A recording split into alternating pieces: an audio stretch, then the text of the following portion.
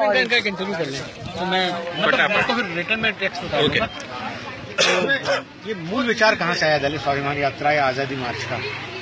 31 जुलाई के ऐतिहासिक दलित महासम्मेलन में 20,000 दलितों ने एक साथ प्रतिज्ञा ली कि जाति व्यवस्था ने हमारे सर के ऊपर जो मैला गंदा काम करने का थोपा है, मृत पशुओं के निकाल का काम थोपा है, वो हम अम्बेडकर की सौगंध खाकर कहते हैं आने वाले दिनों में कभी नहीं करेंगे। तो ये कल्चर की दृष्टि से देखें तो बहुत ही प्रोग्रेसिव विचार है और एक माइलस्टोन घटना है कि 20,000 लोगों ने एक साथ इसी प्रतिज्ञा ली हो।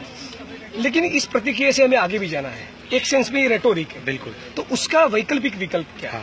तो रेवेन्यू लॉ में फर्स्ट 5 ईयर प्लान था, तब से लेकर आज तक भू आवंटन की योजना है। बिल्कुल। लेकिन आज ग्लोबलाइजेशन के दौर में जमीन गुजरात की सरकार अदानी, अंबानी और एस्सर को दे रही है। तो हम ये कह रहे हैं कि मृत पशुओं का निकाल का काम नहीं करेंगे।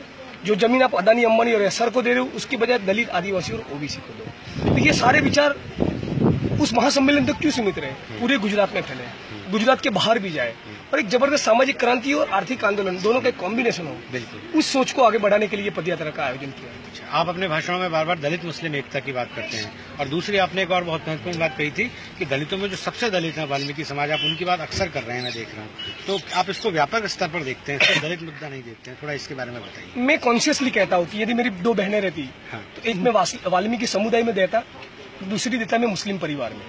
उससे मैसेज ये देना चाहता हूँ कि जिस तरह से कम्युनल डिवाइड गुजरात में हुआ, जिसका थोड़ा बहुत शिकार दलित भी हुए, उनका भी सेफ्रोनाइजेशन हुआ, तो उनको उनसे भी मुक्त करना है।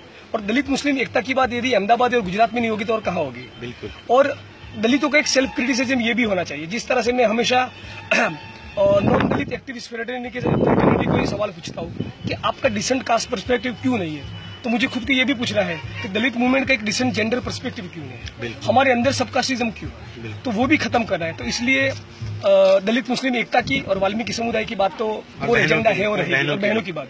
हाँ, मैंने ऐसा गौर किया, बात करते हुए पाया यहाँ पे जितने दलित साथी हैं उनसे कि जो जो स्थान आपने चुने, जहाँ जहाँ यात्रा रुकती जा रही है, वहाँ अक्सर कोई न कोई दलित अत्याचार की घटनाएं पूर्व में घटी हैं। ये सेंसिटिव जोन्स हैं एक तरह से। तो क्या इनको जानकर चुना गया? यहाँ के दलितों ने आगे बढ़ के कहा कि यहाँ रुकी है हमारी जगह, यात्रा जो रुक रही है, ये एक ऐतिहासिक कदम है, मुझे ऐसा लगता है। ये कॉन्शियसली भी किया है, लेकिन 2002 से 2014 के दौरान जहां गुजरात मॉडल की बात हुई, गुजरात को वाइब्रेंट और स्वर्णिम कहा गया है, उसी फेज में 14,000 एट्रोसिटी की वारदातें हुई है। 1,590 गांव में 98 टाइप्स की अनटचेबिलिटीज पाई गई है। 55,000 दलित मेला उठा रहे हैं। 1 लाख से ज्यादा सैनिटेशन वर्कर्स को मिनिमम वेज नहीं मिला है। आप गुजरात के किसी भी गांव में जाओगे, डिस्क्रिमिनेशन और कास्ट वायलेंस तो मिलेगा ही मिलेगा।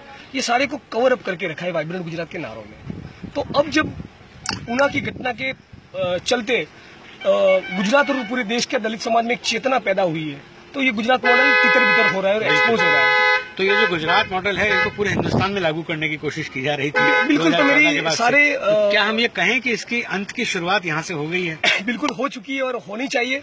और ये जो विचार है कि मृत पशुओं के निकाल का काम नहीं करेंगे, मैला नहीं उठाएंगे, गटर में नहीं उतरेंगे, हम ही केवल झाड़ू नहीं मारेंगे। एक सामाजिक परिवर्तन के साथ साथ लैंड की स्ट्रगल हो, सैनिटेशन वर्कर्स के जॉब में परमानेंसी की बात हो, दलित समाज के लोग ट्रेड यूनियन करें, अपने आर्थिक सवालों के ऊपर आए, तो जो दलित मुक्ति का मार्ग वर्ग और जाति दोनों के खिलाफ संघर्ष में है, वो एक समझ के साथ आगे बढ़ने की दिशा में हम लोग ने ये ऐसा कॉम्बिनेशन किया है। बिल्कुल, यह एक सामाजिक क्रांति है। मेरी शुभकामनाएं, हम आपके साथ हैं। पूरा हिंदुस्तान और जो भी निगाह से देख रहा है, जो भी दोस्त देख रहे सुन रहे, मुझे उनसे ये गुजारिश है कि ये सामूहिक, इट्स अ कलेक्टिव एफर्ट।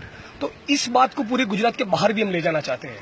तो मेरी विनती है कि 15 अगस्त के दिन आप अपने शहर में, जो भी स्टेट में हो, ऊना की पीड़ितों के साथ सॉलिडारिटी के लिए एक प्रोटेस्ट का कार्यक्रम रखिए और आप अपने गांव में भी ये प्रतिज्ञा दिलवाएं कि हमें जमीन दो और मरी हुई गाय की पूंछ आप रखो। जय भीम। जय भीम।